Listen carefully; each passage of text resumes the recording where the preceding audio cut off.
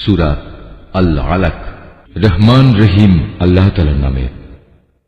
হে মুহাম্মদ, তুমি পড়ো পড়ো তোমার মালিকের নামে, যিনি সৃষ্টি করেছেন, যিনি মানুষকে সৃষ্টি করেছেন জমাট বাঁধা রক্ত থেকে।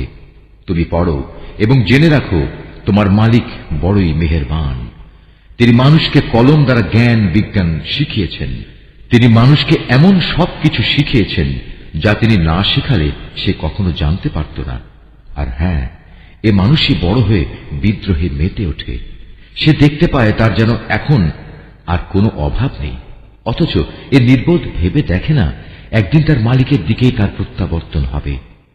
এই আয়াতটি যিনি তেলাওয়াত করবেন এবং যিনি এই আয়াতটির তেলাওয়াত শুনবেন, তাদের সবাইকে এখানে একটি সাজদা আদায় করতে হবে। এটা ওয়াজিব। তুমি কি সেই দাম্ভিক ব্যক্তিটিকে দেখেছ যে তাকে বাধা দিল আল্লাহর এক বান্দাকে যে নামাজ পড়ছিল?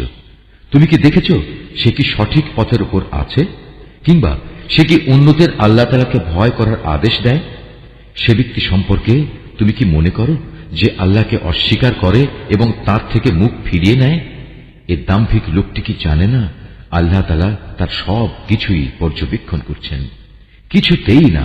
যদি সে এ থেকে ফিরে না আসে, তাহলে অবশ্যই তাকে আমি সম্মুখ ভাগের চুলের গোছা ধরে হ্যাঁচড়াবো।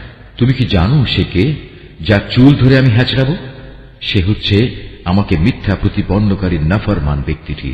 সে আজ বাঁচার জন্য তার সঙ্গী সাথীদের ডেকে আনুক, আমিও তার জন্য আযাবের ফেরেশতাদের ডাক দেব। না, তুমি কিছুতেই তার অনুসরণ করো না। তুমি বরং তোমার মালিকের সামনে সাজদা অবনত হও এবং তার নৈকট্য লাভ করো।